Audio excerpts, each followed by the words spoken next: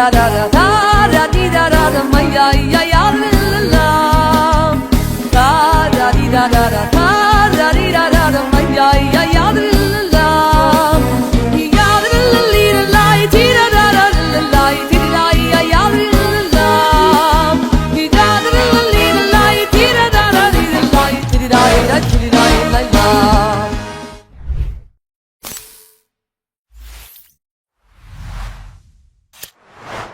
Bienvenidos a La Torá Responde. ¿Cómo están ustedes? Ya estamos compartiendo con todos en vivo y ya listos para responder las preguntas que nos estuvieron enviando a lo largo de la semana. Recuerden que en pantalla ponemos nuestro correo electrónico beitefilacolshadai@hotmail.com para que puedan escribirnos. Si usted quiere participar de este programa, ser parte de esta interacción a través de las preguntas y respuestas bíblicas, puede escribirnos a este correo que aparece en pantalla y no se olvide indicarnos de dónde nos escribe, ¿sí? O sea, de qué ciudad, de qué país. Queremos saber también hasta dónde estamos llegando, dónde nos están sintonizando y escuchando en Kol Shaddai. Hacerle dos sugerencias para que esto sea más práctico. La primera es que traten, cuando manden preguntas, traten de escribirla. Yo sé que a veces no se puede, pero traten de escribir lo más sintetizado que se pueda, ¿sí? Recuerden que la pregunta la tratamos de sintetizar para poder ponerla en pantalla. Y el segundo punto o sugerencia sería que manden las preguntas lo antes que puedan. Si usted la manda el viernes o el mismo sábado, lo más seguro es que no entre en el programa la pregunta, ¿sí? Entonces yo les sugiero que manden con tiempo. Cuanto más rápido mandan la pregunta, va a entrar en el programa, porque acuérdense que disponemos de cierto tiempo para responder y obviamente no van a entrar todas las preguntas. Entonces, si usted le da prioridad y la manda lunes, martes, ya manda la pregunta, entonces ya de esa manera las vamos juntando las preguntas. Obviamente hay un límite para responder. Y si no llegaran a entrar, las ponemos en el próximo programa o en los próximos programas. Todo depende de cómo o cuántas preguntas lleguen en la semana, ¿sí? Entonces, estas dos sugerencias les hago. La primera, recuerden, sintetizar la pregunta dentro de lo que ustedes puedan. Recuerden aclararnos de dónde nos escriben, pero también traten de mandarla con tiempo, con anticipación, para que de esta manera pueda entrar en la pregunta de la que estamos, ¿no? Del programa que estemos. Bueno, vamos a empezar a responder las preguntas que tenemos que nos estuvieron enviando. Algunas obviamente quedaron pendientes de la semana pasada y como les acabo de explicar, no entraron por cuestión de tiempo, entonces vamos a estar respondiéndolas el día de hoy. La primera pregunta que nos están haciendo desde Wisconsin, Estados Unidos, dice: ¿podría explicar 2 de Corintios capítulo 3, versículos 7 al 11, ya que se mal interpreta para no seguir la ley?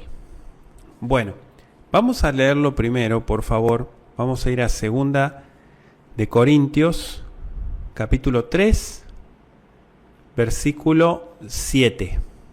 ¿Sí? 2 de Corintios capítulo 3, versículo 7, y voy a leer hasta el verso 11.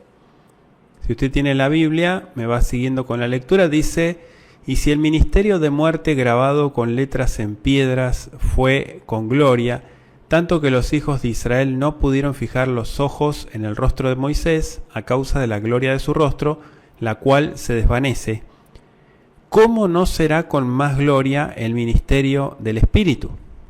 Porque si en el ministerio de condenación hay gloria, mucho más abunda en gloria el ministerio de la justicia.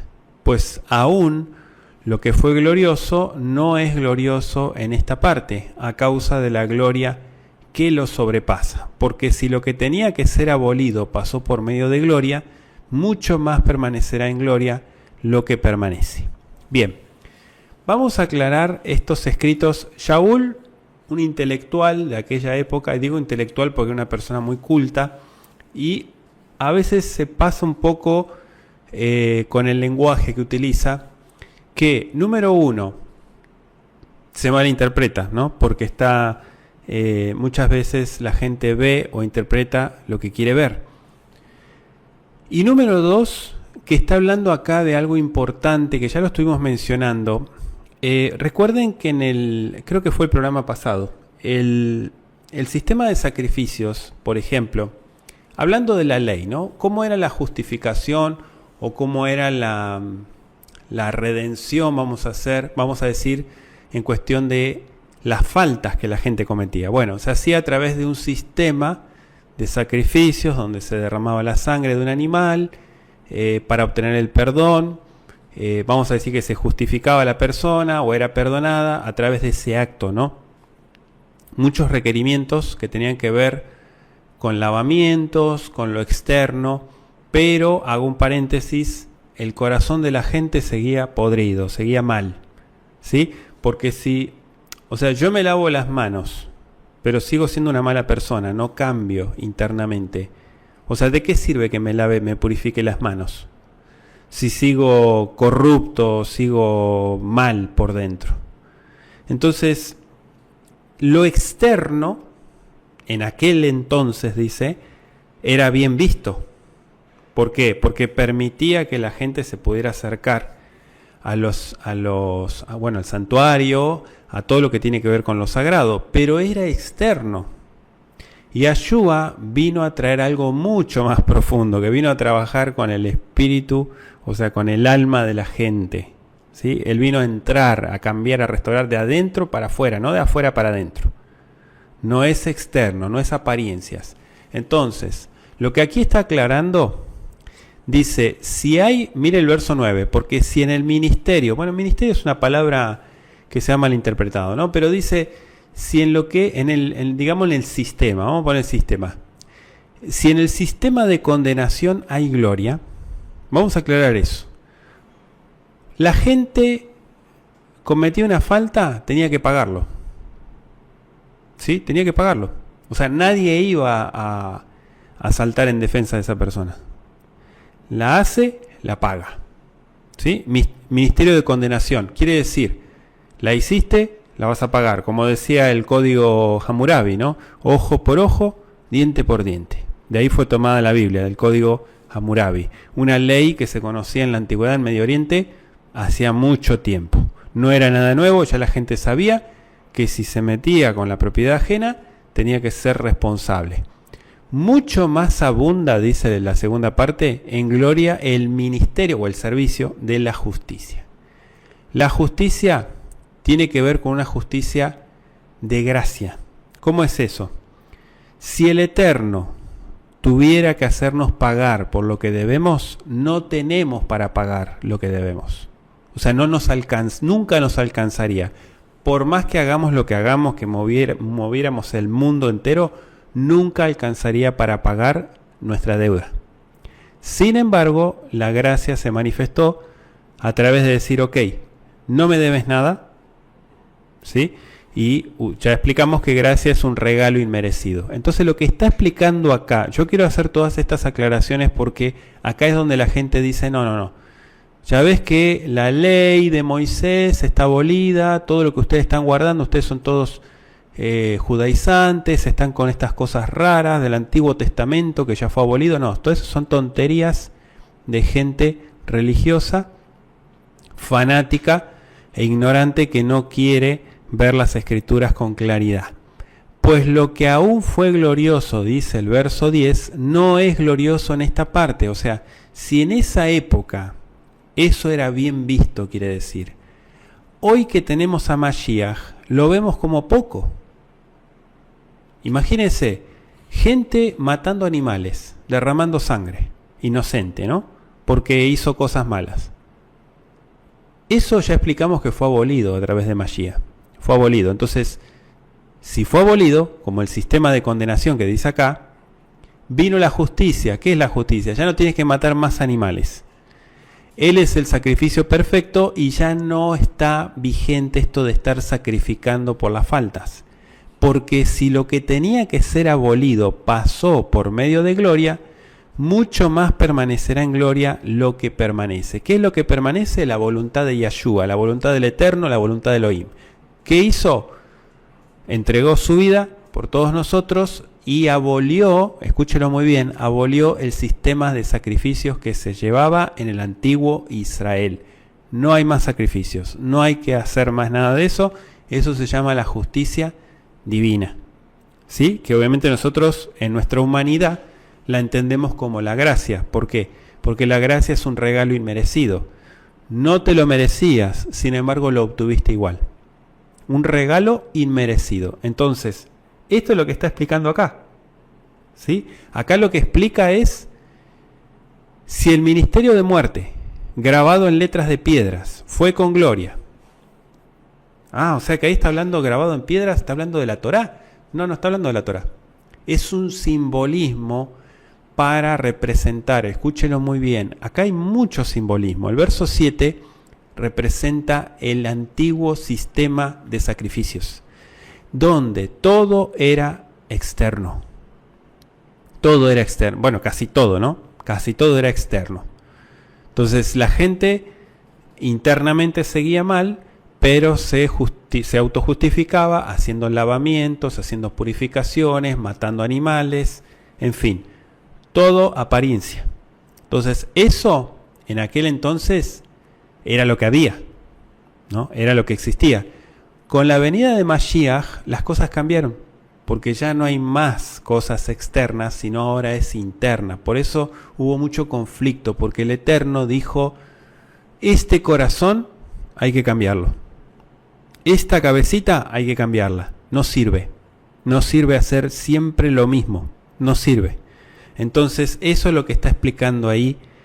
Y sí, es cierto lo que usted dice, se malinterpreta para no seguir la ley. Bueno, aclárele, si alguien le comenta esto, aclárele que lo que está diciendo ahí es el sistema de sacrificios del antiguo Israel. A eso se refiere, ¿sí? Que antiguamente la gente vamos a decir, era justificada por sacrificar o matar un animal o por hacer un lavamiento. Pero a través de Mashiach, ahora hay más responsabilidad que antes. Porque antes la responsabilidad era externa. Ahora es externa e interna. O mejor dicho, interna y externa. Ese es el orden, de adentro para afuera. Entonces, hoy en día, si nosotros nos ponemos a analizar los textos bíblicos del Brit Hadashah, hoy en día hay muchísima más responsabilidad que en el antiguo Israel. Aunque usted me diga no, sí, yo le digo que sí. Hay más responsabilidad. ¿Por qué? Porque ahora lo que se condena es lo que hay en tu interior. No lo que hagas, no lo que aparentes hacer, entre comillas, sino lo que realmente hay en tu interior. O sea, que guarde Shabbat, que guarde las fiestas, que guarde mandamientos, eso no dice nada. No dice nada. Lo que dice es lo que hay dentro tuyo.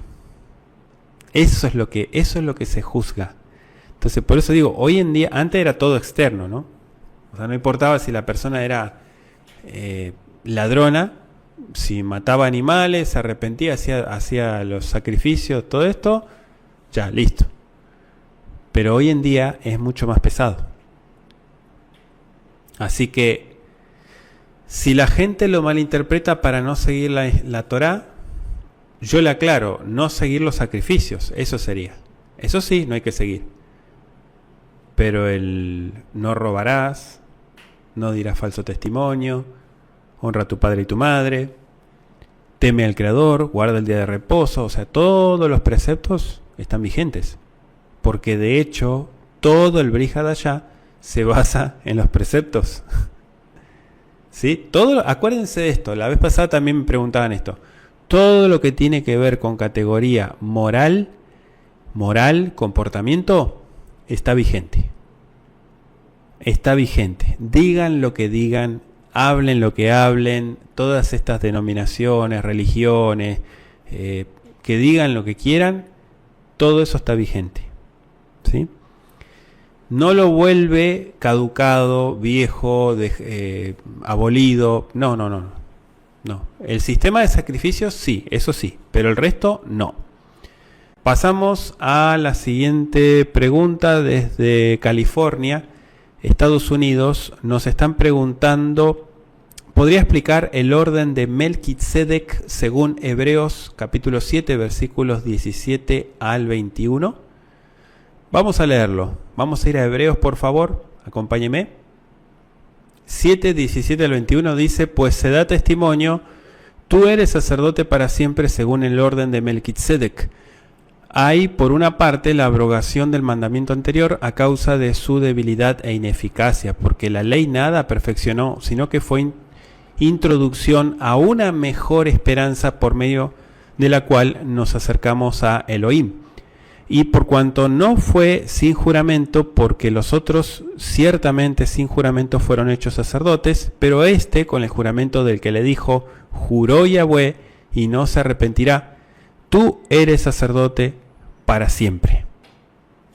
Bueno, vamos a explicar en primer lugar lo del orden, porque en la Biblia se habla mucho de los órdenes. Por ejemplo, lo que recién acabo de explicar en el verso anterior es lo que se conoce simbólicamente como el orden de Aarón. El orden de Aarón básicamente está dirigido a lo que es sacrificios de la sangre, animales, ¿no? El derramamiento de sangre. Vamos a decir el sistema levítico, para que ustedes me entiendan. Ese es el orden de Aarón. Y el orden de Melquisedec, recuerden que Melquisedec fue un antiguo sacerdote, no se conoce mucho acerca de él, vivió hace muchísimo tiempo atrás, pues en la época de Abraham, imagínense. Y una de las cosas que hace mención la Biblia es que él ofreció pan y vino. Yo sé que en el simbolismo bíblico hay muchas cosas que tienen una profundidad impresionante, ¿no? Cuando dice bendeciré tu pan y tu vino, de hecho en las fiestas se hace kiddush. Recuerden que el kiddush tiene un simbolismo, o sea, la bendición de la copa y del pan tiene un simbolismo milenario. Entonces, no solamente por lo que se estableció como una santificación, sino como un ordenamiento. Entonces, el orden de Melquisedec tiene que ver con, digamos, el resultado final. Hay una porción de Isaías, creo que es, que habla sobre, una profecía, ¿no? Que dice que, creo que es Isaías 25, versículo 6 en adelante, que dice que Yahweh de los ejércitos hará en este monte a todos los pueblos un banquete de manjares suculentos, banquete de vinos refinados, destruirá la muerte para siempre, y en aquel día, o Bayomaú, se dirá: he aquí, este es nuestro Elohim, le hemos esperado, nos salvará, este es Yahweh. O sea, una profecía para el final de los tiempos que hace mención a el orden o la señal de Melquisedec. ¿Cuál es la señal de los últimos tiempos? El pan y el vino. ¿Por qué dice que Yahshua es según el orden de Melquisedec? Porque tiene que ver con el Pesaj. Acuérdense que el pan y el vino son las dos señales del Pesaj. Hay una conexión espiritual y hay un simbolismo impresionante. De hecho, lo profetizó David en el Salmo 110, versículo 1 al 4, que le dijo: siéntate a mi diestra hasta que ponga a tus enemigos por estrado de tus pies. Yahweh enviará desde Sión la vara de tu poder. Juró Yahweh y no se arrepentirá, tú eres sacerdote para siempre, según el orden de Melquisedec. ¿Sí? Entonces, David profetizó que Mashiach sería un sumo sacerdote según el orden de Melquisedec. ¿Qué quiere decir eso? Yahweh Elohim profetizó que él cumpliría la profecía sin falta. Y así como Melquisedec bendijo a Abraham con pan y vino, que fue lo que ofreció, Yahshua bendijo a la humanidad a través de la muerte y la resurrección. Hay un simbolismo impresionante. El orden de Melquisedec tiene que ver con eso. Es lo que está hablando en un lenguaje bastante profundo y simbólico la carta a los Hebreos. Melquisedec, vamos a diferenciar del orden de Aarón. El orden de Aarón tiene que ver con sacrificio de sangre, ¿no? El sistema levítico. En cambio, Melquisedec es mucho más excelso, tiene que ver ya con el final, con el objetivo final. Es como decir que el sacrificio de animales fue una etapa. Eso ya fue abolido. El orden de Melquisedec tiene que ver con lo que Él hizo, con lo que Él mostró y que se utiliza de manera simbólica para la obra de Yahshua. Entonces lo leo de vuelta. Se da testimonio que tú eres sacerdote para siempre, o sea, Mashiach, según el orden de Melquisedec. Hay por una parte la abrogación del mandamiento anterior. ¿Cuál es? El orden de Aarón, a causa de su debilidad e ineficacia. Por eso es que se necesitó que Yahshua venga y entregue su vida por nosotros. ¿Por qué? Por la ineficacia de este sistema de matar y matar animales, y es interminable porque el corazón de la gente sigue torcido. Porque esta ley nada perfeccionó, sino que fue introducción a una mejor esperanza. O sea, el sacrificio de animales en el antiguo Israel fue la primera etapa, pero después vino una mejor que nos permitió acercarnos a Elohim, dice el versículo 19. Y por cuanto no fue sin juramento, porque los otros ciertamente sin juramento fueron hechos sacerdotes, pero este con el juramento del que le dijo, juró Yahweh y no se arrepentirá, tú eres sacerdote para siempre. Yahshua, nuestro Elohim, es del orden de Melquisedec. Eso es lo que está aclarando esta carta, y es impresionante el lenguaje simbólico que maneja, ¿no? O sea, es difícil entenderlo porque, claro, muchas veces, como no se conoce el simbolismo, se toma un todo, digamos, cuando se habla del antiguo Israel, dice, bueno, todo eso ya está abolido, todo eso ya fue dejado de lado, y no es así. Lo único que fue abolido es todo el sistema de sacrificios. Bien, pasamos a otra pregunta que nos hacen desde Wisconsin, Estados Unidos. Dice, ¿son Agar y Ketura o Setura una misma persona? Otra pregunta más ahí mismo, dice, además de Sarai y Sara, ¿tenía ella otro nombre? Bueno, en realidad no, eran dos. Lo que pasa es que las dos eran concubinas. Eso es lo que explica la Biblia. Agar, recuerden que fue una esclava egipcia, ¿no?, que se convirtió en la concubina de Abraham. La mamá de Ismael fue, o sea, tuvo a Ismael, y cuando nació Isaac, digamos que fue el hijo legítimo, ¿no?, de Abraham y Sara, Abraham expulsó a Agar y a Ismael de su casa. En cambio a Ketura se le conoce como la segunda esposa de Abraham, con la que tuvo 6 hijos. Tuvo a Simram, Joksán, Medán, Madián, Isbac y Shua. O sea, 6 hijos tuvo. Ninguno de estos hijos fue incluido en el pacto que el Eterno había hecho a Abraham y a Isaac, ¿sí? Pero no son las mismas. Lo que pasa es que a veces se confunde y se cree que por la clasificación concubinas entran como lo mismo, pero no son la misma persona. Ahora acá dice, en la segunda pregunta, además de Sarai y Sara, ¿tenía ella otro nombre? No, ese era el nombre. Bueno, primero se llamó Sarai, ¿no?, que significa mi princesa, viene de Sará, y posteriormente se llamó Sará. ¿Sí? Sará. Bueno, en Occidente decimos Sara, pero en hebreo es Sará. ¿Sí? Sará, ese es el nombre bíblico. O sea, se le añadió la Ei. Así es como se formó el singular. La forma primitiva fue Sarai. Y después Sara. ¿Sí? No, pero son esos dos nombres los que se le conoce. Bien, pasamos a la siguiente pregunta desde Santiago de Chile.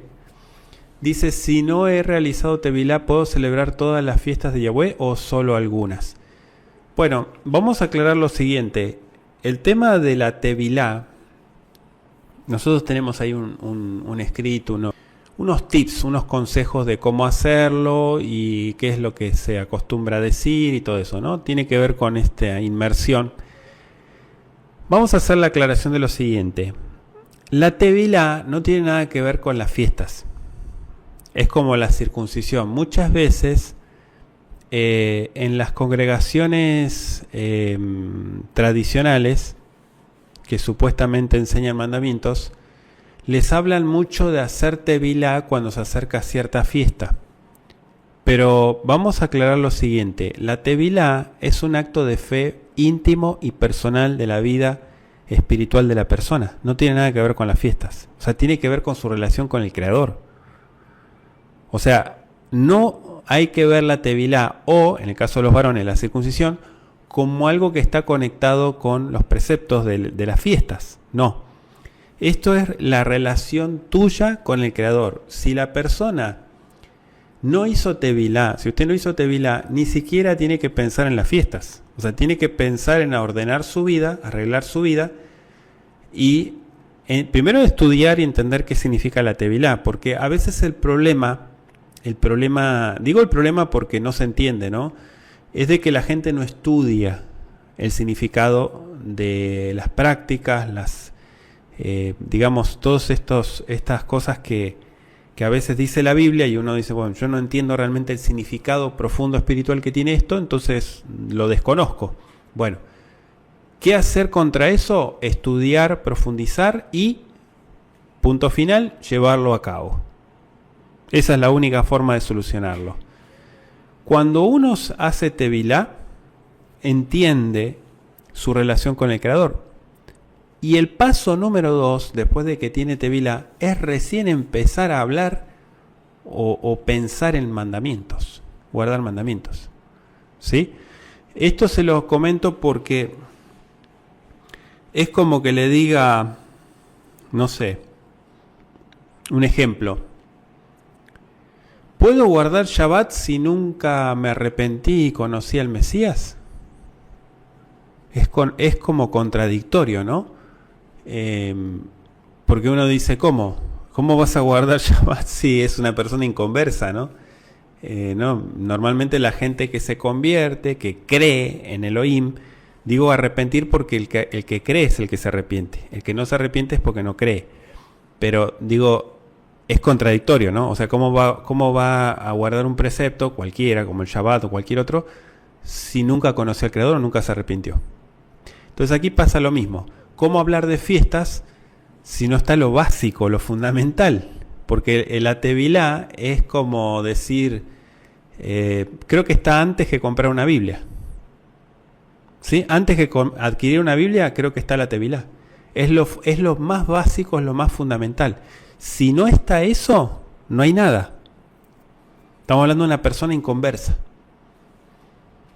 Usted va a decir, bueno, pero es una ceremonia y yo conozco al Creador, yo creo en Dios, solamente que bueno, por diferentes cuestiones no lo he hecho. Entonces no es prioridad en su vida el Creador. Entonces yo le digo esto de manera directa porque cuando uno entiende lo que significa la tevilá, no duda en hacerlo. Lo hace ya, ahora mismo. No de aquí a 5 o 6 meses, a 2 años. No. Eso no sirve. La tevilá se tiene que hacer, o sea, si uno tiene la convicción, la fe sobre todas las cosas, que es el motor para creer y actuar, después que hizo tevilá, ahí puede sentarse a pensar y estudiar la fiesta y decir, ok, voy a guardar esta fiesta, o qué fiestas puedo alcanzar este año según mi preparación espiritual. Porque no crea que todas las fiestas se tienen que guardar a la fuerza, ¿no? Con mucha fricción, cuando no se entienden. Yo no recomiendo hacer las cosas si no se conocen. ¿Sí? Hace muchos años tuve un grupo que venían de otra ciudad y yo les preguntaba, iban a hacer tevilá, y yo les pregunté qué significaba el tevilá, si sabían, y de todas estas personas ninguna me supo responder. O sea, ya venían con todo, ¿no? Tenían creo que hasta la toalla en el hombro para hacer la tevilá y no sabían lo que iban a hacer. Entonces, eso está mal, por ejemplo. Eso está mal. ¿Por qué? Porque hacer las cosas por ignorancia, o porque todo el mundo la hace, o porque alguien me obligó, me dijo que lo haga, pero no se tomó el trabajo de explicarme, o yo fui a Aragán y no me senté a estudiar lo que significa, entonces eso es la negligencia de uno. Y eso está mal. Es mejor es mejor detenerse y decir, ok, voy a estudiar esto, ya estoy al 100, entiendo lo que significa, ok, lo llevo a cabo. No voy a hacer 6 cosas a la vez, voy a hacer una por una.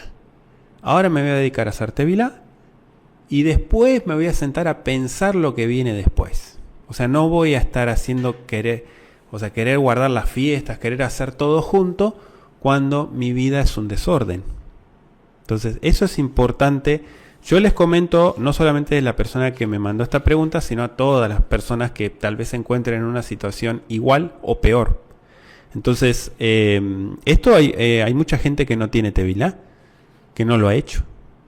¿Sí? Entonces, acá lo importante es que se haga las cosas en orden. Acuérdense que el creador es orden. ¿Sí? Entonces, no puedo ir al paso número 7 si no hice el paso número 1. Hablar de las fiestas sin tener el paso número 1 es ilógico. ¿Sí? Entonces, vamos a la siguiente pregunta. Desde Florida, Estados Unidos, dice: en el judaísmo se afirma que el siervo sufriente de Isaías 53 es Israel. ¿Cómo ellos fundamentan esa afirmación? Bueno, esa es una afirmación que no tiene mucho tiempo. Quiero aclarar, los rabinos modernos son los que interpretan eso. Y siempre hay una perfecta excusa para no creer en Yeshua, ¿no? Y la enemistad con los Notzrim, como le llaman ellos, los cristianos, y usted sabe, ¿no? Las diferencias que es interminable. En primer lugar, ellos argumentan que al hablar en singular, ¿sí? En el texto hebreo me refiero, está personificando al pueblo judío, o sea, Israel. Ellos le llaman el pueblo judío, pero bueno, usted sabe que el pueblo judío es un término muy generalizado y mal interpretado. No se refiere a Israel.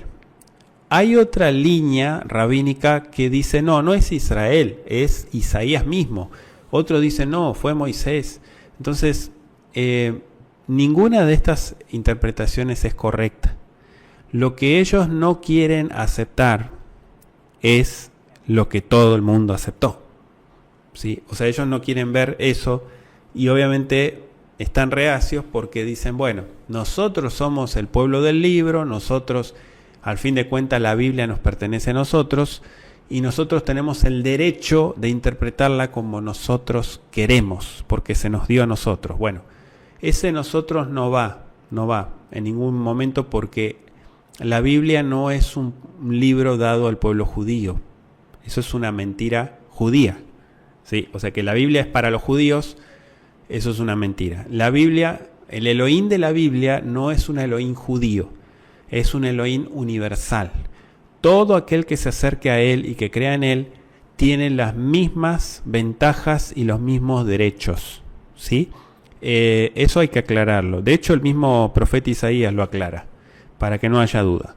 Entonces, ellos dicen, bueno, como está en singular, no está hablando de un personaje como tal, está hablando del pueblo judío, porque muchas veces dicen, y lo explican, ¿no?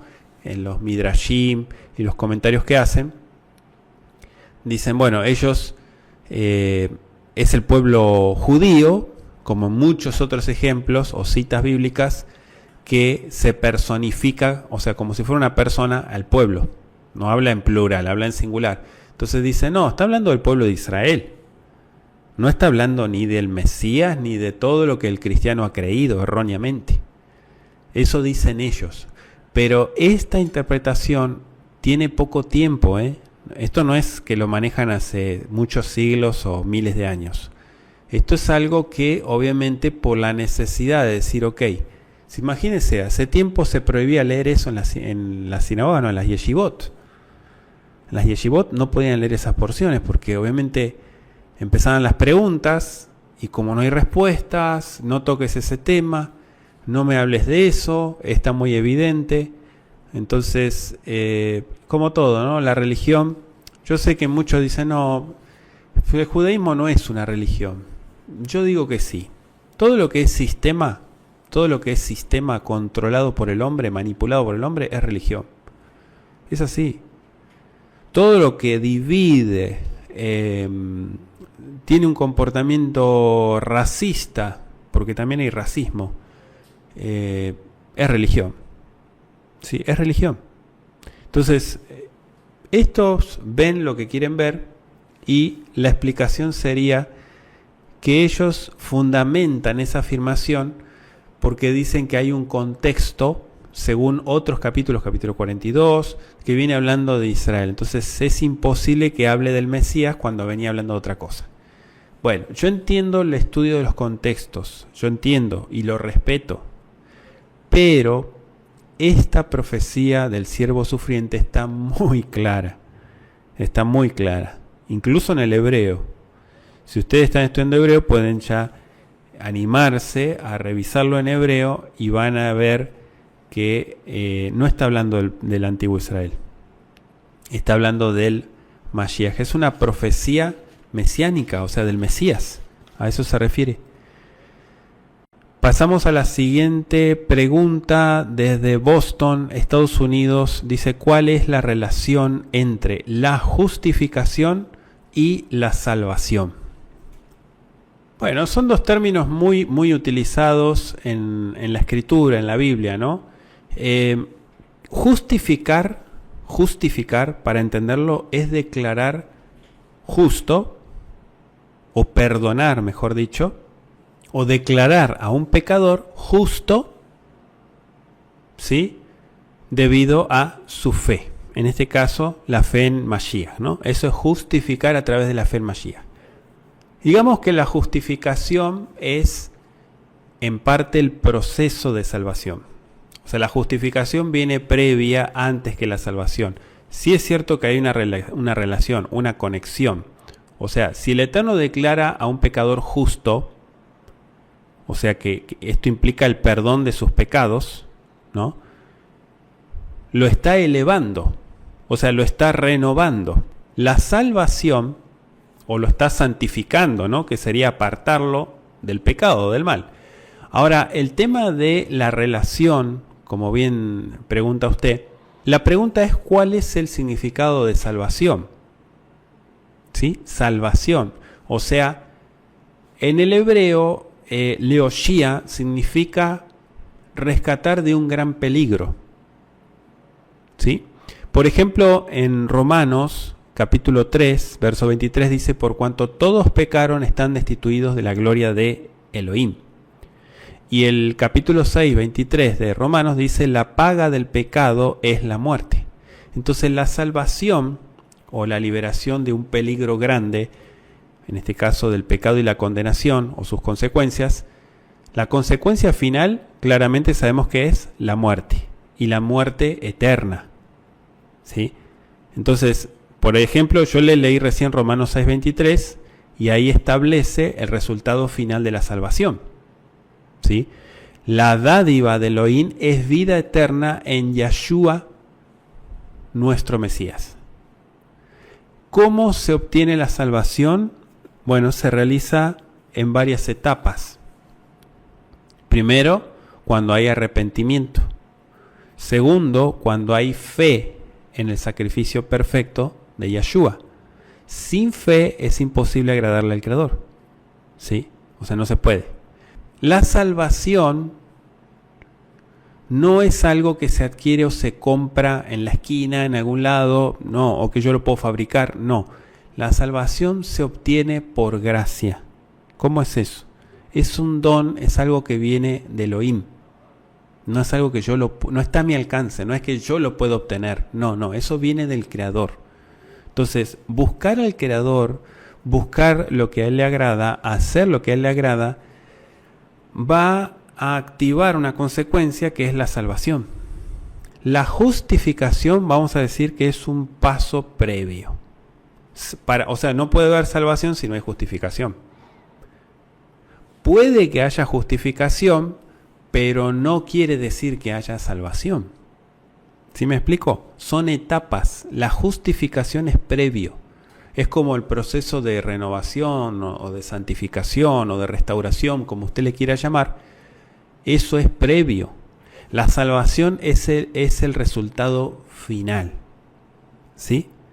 Cuando alguien dice yo soy salvo, usted lo ve, camina, va de un lado para otro y dice yo soy salvo, esa persona está mal.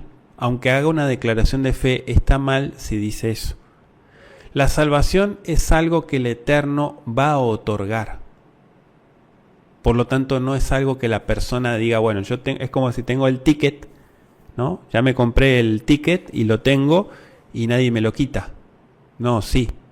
Primero, no lo compraste. Segundo, no lo tienes, así que nadie te lo va a quitar porque no lo tienes. Entonces, lo que puedes tener es el ticket que diga, yo fui justificado. ¿Qué quiere decir? Yo fui perdonado de mis pecados. Y a través de mi fe puedo evidenciar y testificar que fui restaurado, que fui perdonado y que soy una nueva persona. Eso sí lo puedo afirmar en esta vida. Pero no puedo decir, la vez pasada me hablaban sobre el tema de la salvación, no me acuerdo en qué pregunta fue, que si uno perdía la salvación. Primero y principal, ni yo ni nadie somos quienes para hablar de la salvación. Eso es algo que le toca al Creador. Por eso digo, cuando alguien se pone a hablar de la salvación, es un payaso. Es un payaso. Es un ridículo. O sea, ¿cómo va a hablar de la salvación como si fuera el Creador mismo? O sea, eso es lo más ridículo que hay. Lamentablemente sí, hay mucha gente que abusa de confianza y hace eso, ¿no?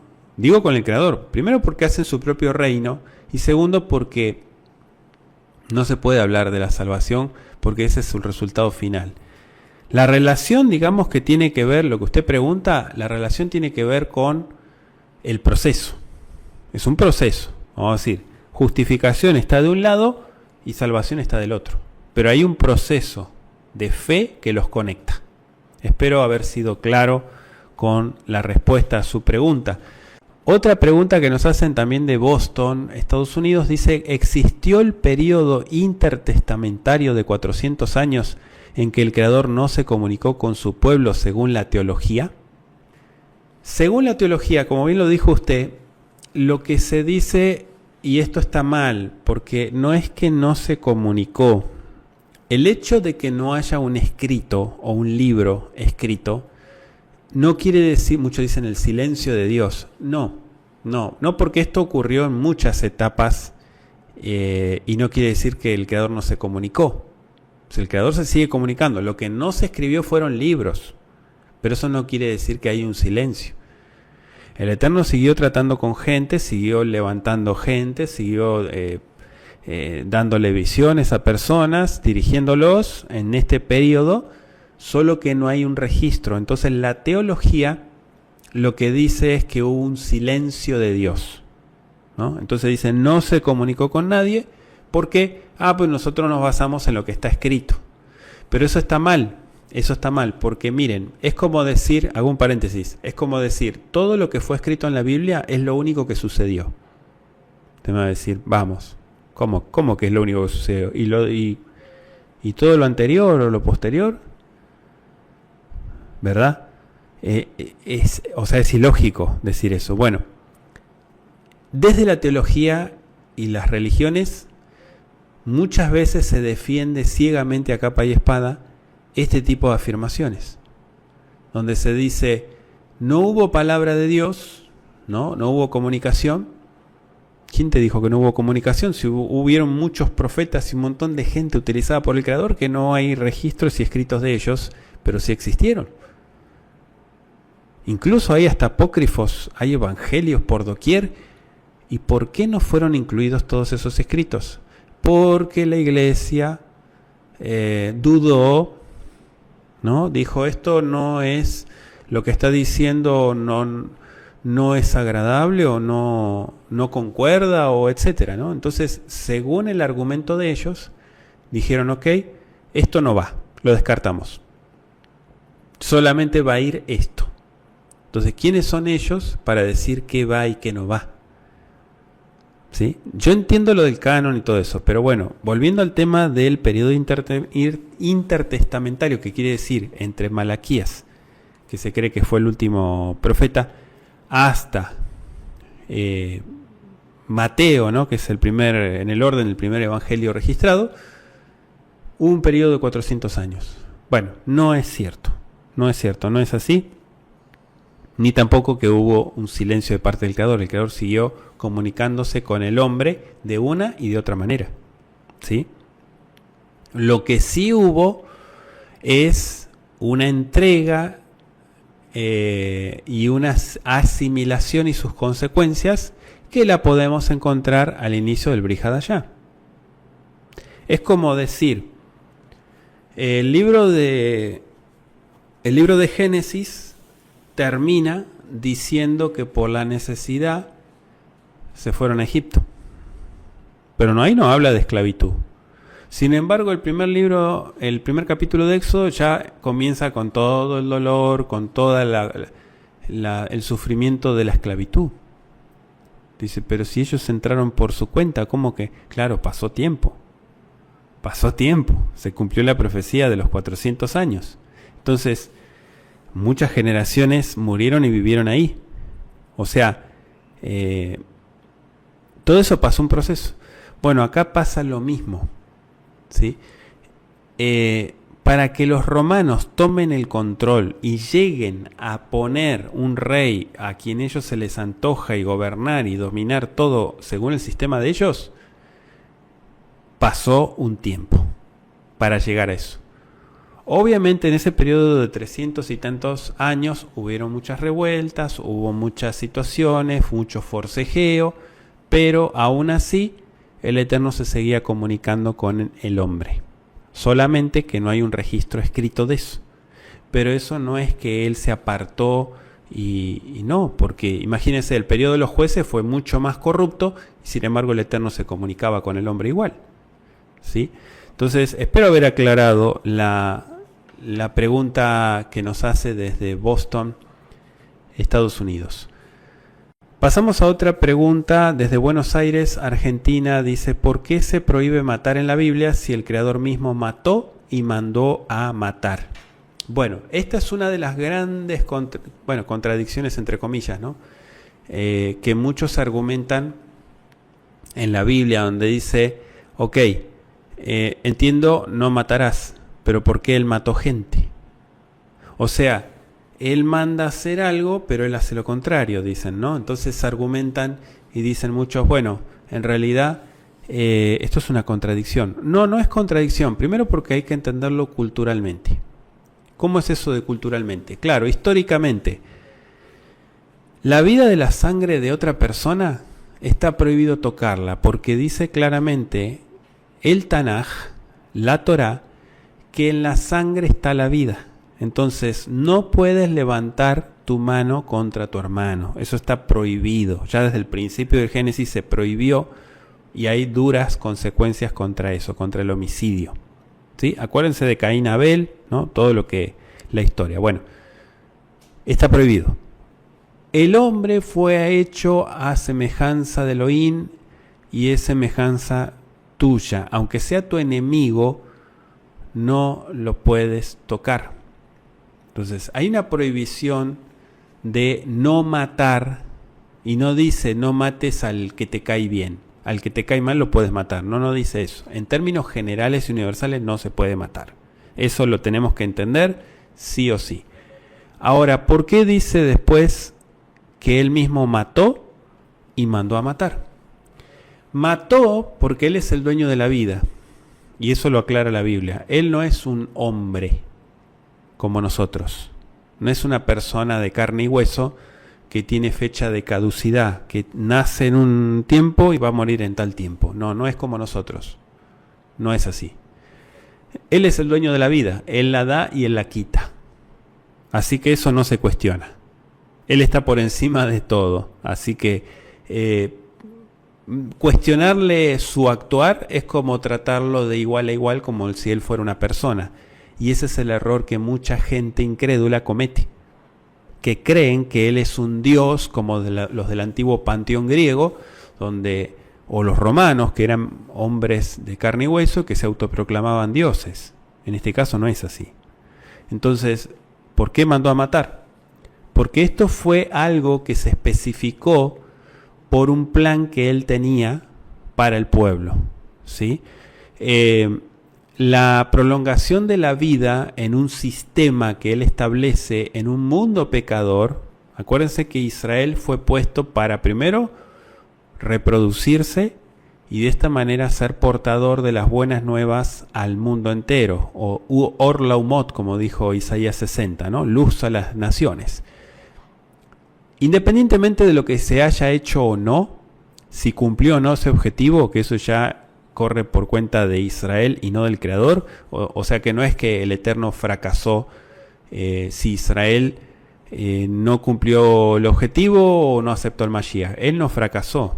En realidad los que fracasaron fue Israel en este caso. ¿Por qué? Porque la decisión se la deja a la gente. Él no decide por nosotros. O sea, es como que Él nos dice, te doy la vida y te doy la muerte. Elige. No, pues yo quiero la vida. Ah, bueno, entonces vas a vivir. No, quiero la muerte. Bueno, entonces te mato. Es así. O sea, la decisión es de uno. No es que Él decide qué va a hacer cada persona o qué va a decidir cada persona. No somos marionetas, no somos robots. Entonces, en cierta etapa de la historia bíblica, le ordenó y le dijo, porque las guerras siempre han estado, no nacen en la Biblia, en las guerras hay muerte. Entonces, en la guerra hay muchas cosas que se tienen que incorporar, ¿no? La defensa y todo eso. O sea, una guerra sin matar a nadie no es guerra. O sea, la guerra en la Biblia sucede y es algo inevitable. El conflicto es algo inevitable y sucede desde el principio de los tiempos. Incluso mucho antes de Israel ya habían guerras. Entonces, todo esto el hombre siempre ha estado consciente. Cuando se le permitió exterminar a los pueblos de la antigua Canaán, fue con permiso del Creador. Ahora usted me va a decir, pero eso va en contra de sus propias leyes. Lo que pasa es que esto iba de acuerdo a un plan establecido y además la gente que vivía ahí no era gente que iba a ayudar a que este plan se diera adelante, sino por el contrario. Es como Sodoma y Gomorra, ¿no? O sea, ¿por qué destruyó Sodoma y Gomorra si al fin de cuentas eran personas? ¿Sí? La depravación, muchas cosas llevó a la destrucción y a la muerte. Entonces, hay que entender en contexto que no es que él se contradice en cuanto al tema de la muerte o el homicidio, sino que hay muchos casos en la Biblia que se permitió, con permiso de él, que es el autor y supremo de toda la existencia, por lo tanto no se le debe de cuestionar. Cuestionarle esto es como, no sé, es algo ilógico, irracional. Entonces, esto es algo importante para dejarlo en claro, no se contradice, ¿sí? Nosotros no podemos tocar la vida de otro. Ahora usted me va a decir, bueno, ¿y qué pasa con la defensa propia? ¿Qué pasa si entra alguien a matar a mi familia en mi casa? Hasbe Shalom, el Eterno no lo permite. ¿Pero qué pasaría? Bueno, la defensa propia, eso está permitido. O sea, el defender la vida, por eso ahí es como que entramos otra vez en el tema de la guerra, ¿no? O sea, una guerra ya sea entre países, entre continentes, lo que sea, como así el asalto a una casa de familia, donde la persona esté armada y diga, bueno, yo por defensa de mi familia, la vida de mis hijos, de todos, yo tengo que matar, eso está permitido. Recuerden que hay leyes espirituales, pero también hay leyes terrenales, ¿sí? Que hay muchas cosas que están permitidas en la sociedad actual, ¿sí? En defensa propia que le dicen. Bueno, vamos a otra pregunta que nos hacen desde Lima, Perú. Dice, ¿Rosh Hodesh es un día de reposo? Bueno, en cuanto a Rosh Hodesh, y lo hemos explicado en el audio, ¿no? En el estudio que dimos hace muchos años, si bien tradicionalmente hay algunos versículos que muestran que se observaba, ¿no?, como un día festivo, lo cierto es que no hay nada directo, explícito en cuanto, además de los sacrificios que se tenían que hacer en la época del tabernáculo, pero además de eso no hay algo específico que diga, ok, de tarde a tarde harás reposo, harás esto, harás lo otro, como pasa en las fiestas. Entonces, Mi respuesta en cuanto al Rosh Hodesh es que esto es optativo. Yo sé que hay gente que lo observa como un Shabbat, es decir, de la noche o de la caída del sol a la caída del sol del otro día. O sea, el día entero.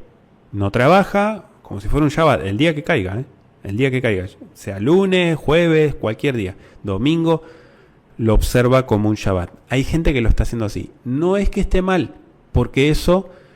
tradicionalmente, antiguamente también hay textos que dicen que no comercializaban, o sea, lo dedicaban para Kiddush Levaná, ¿no? La santificación del mes nuevo, de la luna, ¿no? El nacimiento del mes nuevo, el calendario. Entonces, hoy en día hacen estudios, algunos hacen ciertas reuniones, aunque son más breves, no como las fiestas, pero todos los meses se reúnen y hacen una reunión. Todo eso está permitido. Aún así, aquel que dice, ok, yo no lo observo como un Shabbat, como un reposo, doy gracias al Creador por el nuevo mes, pero más nada, ¿no? O sea, no lo observo, no dejo de trabajar ni sigo haciendo mis cosas. Tanto una como la otra está permitido porque no es como optativo, no hay algo escrito. Entonces, cuando no hay algo escrito, no se puede hacer de algo que no sea tan explícito, ¿sí? Espero haber aclarado la pregunta que me hace, ¿no? Si es un día de reposo. Vamos a la siguiente pregunta desde Puebla, México. Dice, ¿existen las denominaciones en la Biblia? ¿Por qué una denominación es religión? Bueno, estas dos preguntitas vamos a pasar a contestar. Las denominaciones en la Biblia no ocurren. Lo que sí ocurre en la Biblia eran diferentes escuelas de pensamiento, que sería algo parecido, ¿no? ¿Por qué? Porque en las escuelas de pensamiento, ya de la época de los griegos también, ¿no? Habían diferentes maestros, es decir, intérpretes de la Torá que decían, ok, yo difiero de fulano porque yo creo que acá se refiere a esto. Entonces se levantaba otro y decía, no, mi posición está más hacia esto, ¿no? Entonces, obviamente tenían sus seguidores, sus escuelas de pensamiento, y decir, ok, nosotros somos del rabino fulano, del otro somos del rabino mengano, ¿no? Entonces, el sistema que ya se conocía en aquel entonces, no sé si escucharon hablar de Hillel, Shammai, ¿no? Bueno, ya estaba implementado desde que se estableció el judaísmo. Entonces, las denominaciones o movimientos con diferentes creencias sí, digamos que existían en la cultura hebrea, porque, por ejemplo, estaban los fariseos, que aunque todos los ponen como sectas, o los saduceos, o los esenios, todos estos grupos tenían diferentes observancias. Unos creían en la resurrección, otros no. Y es como hoy en día, o sea, si eso lo llevamos a la actualidad, hoy en día pasa lo mismo, solo que hoy hay 10.000 millones más de denominaciones de lo que era en aquella época.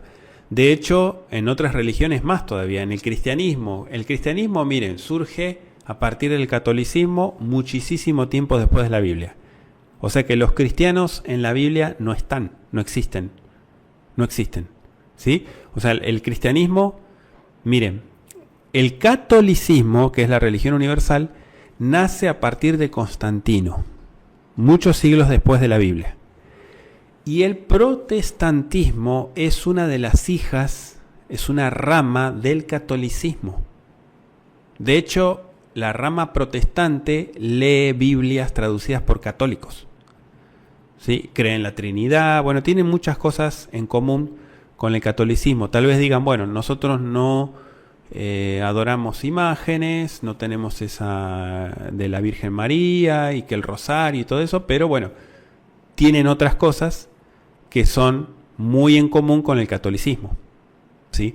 Entonces, el cristianismo obviamente se recontra ramificó con denominaciones, como así también el judaísmo, y obviamente surgieron más denominaciones. En la actualidad es algo, de acuerdo a la segunda pregunta que me hace, que dice ¿por qué una denominación es religión? Bueno, lo siguiente que voy a explicar es que la denominación está formada por interpretaciones de hombre, ¿sí?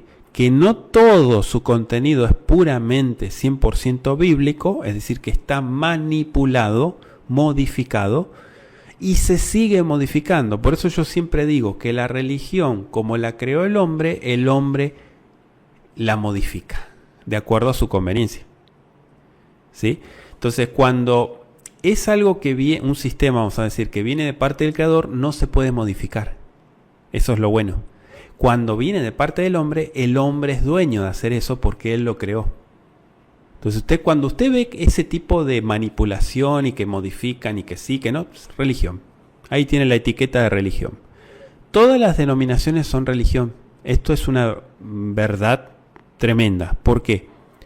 Porque aunque usted diga, bueno, yo soy mesiánico, sí, el mesianismo es religión, sí. No, pero es que guardan Torá, religión. ¿Por qué? Porque es un sistema controlado por el hombre, manipulado. Y mire, para muestra un botón de lo que estoy diciendo, que el mismo grupo sectario mesiánico, digo sectario porque hay algunos que son un poquito más fanáticos que otros, lo que hacen es manipular. Y miren, le voy a mostrar otro indicio de religión. Imposición. La imposición es religión. ¿Sí? Cuando usted puede compartir, pero cuando usted impone, o sea que se pone pesadito, ya se terminó. Se terminó el objetivo. Ahí entra en juego la religión. Entonces acá lo importante es, porque usted pregunta ¿por qué una denominación es religión? Porque tiene las características de una religión. ¿Cuál es? Que las manipula y las modifica el mismo hombre que las creyó. ¿Qué es una denominación? Es una línea diferente de pensamiento o interpretación. Por ejemplo, no sé, de cierto te digo hoy que estarás conmigo en el paraíso. Ok, de ahí surgió hasta una religión, ¿no? De cierto te digo hoy que estarás conmigo en el paraíso, le dijo a uno de los condenados el Mesías. O sea, hoy te digo que estarás conmigo en el paraíso. Ah, lo que está diciendo acá es que este mismo día va a morir y va a ir al cielo. Y ahí nació, esto lo estoy dando como un ejemplo, ahí nació la creencia de que la gente se muere y automáticamente se va al cielo. Algo totalmente antibíblico. En la Biblia en ningún lado dice eso. Pero bueno, no sé cómo, pero ahí ven eso y dicen, ok, él ya está en la presencia, está en el cielo. Y no es así. Eso es totalmente antibíblico decir eso. Lo que dice la Biblia es que cuando la gente muere, deja esta vida, está durmiendo. O sea, físicamente está muerta, no está durmiendo, pero se le llama dormir cuando muere físicamente, pero aguarda la resurrección. La resurrección es para buenos y malos, es para el juicio, ¿sí? Pero está apagada, vamos a decir. No es que está en la presencia de Dios y lo que muchas religiones y denominaciones enseñan. No, todo eso. Esto es un ejemplo que les doy de cómo trabaja una denominación. Bueno, así como esto hay miles y miles que se empiezan a ramificar. Dicen, ok, nosotros creemos en el bautismo, pero no creemos en esto otro. Nosotros creemos en esto, pero no creemos en lo otro. Entonces empiezan con sus diferencias, ¿no? Y dice uno, bueno, pero ¿por qué tantas diferencias si en realidad la Biblia es una sola? ¿Por qué hay tantas diferencias de pensamiento si la Biblia es un solo libro? O sea, si supuestamente todos usan el mismo libro, ¿por qué hay tanta división? Por lo que le acabo de decir. 1, diferencia de pensamiento. 2, diferencia cultural. 3, conveniencia. Intereses personales. 4, y puedo seguir la lista, o sea, manipulación, usted ya sabe, ahí entra en juego la religión y empieza todo el show. Espero haber sido claro con la respuesta a su pregunta. Vamos a dejar hasta acá, agradeciéndoles a todos por ser parte de la comunidad Kol Shaddai. Yo les invito a todos a los que quieran ser parte, no están obligados, los que quieran ser parte de La Torá Responde interactuar, participar, anímese, escríbanos un correo a beitefilacolshaddai@hotmail.com. Al principio del programa les comentaba, les sugería, mejor dicho, que pueden poner de manera sintetizada su pregunta, que no sea tampoco tan extensa. Trataremos de que pueda entrar en la pantalla toda la pregunta, pero también traten de mandarla con tiempo para que no queden pendientes, ¿sí? Porque por cuestiones de tiempo, últimamente estamos dejando preguntas pendientes que nos envían, ¿sí? No podemos meter todo porque se va extendiendo más y manejamos un límite de tiempo, ¿sí? Entonces, para que entre la pregunta que usted tenga en el programa siguiente al que la haga, trate de mandarla los primeros días de la semana para que entre en la lista, a eso me refiero, y no quede en la lista de espera. Espero haber sido claro. Cuídense mucho, entonces nos reencontramos con el favor del Creador en La Torá Responde. Recuerden que estamos todos los sábados a las 10:30 hora centro de México, en vivo, compartiendo La Torá Responde, pero no se vayan, quédense porque seguimos en Kol Shaddai compartiendo más estudios y más de la programación que tenemos para hoy. Esto ha sido todo por hoy, cuídense mucho y hasta la próxima.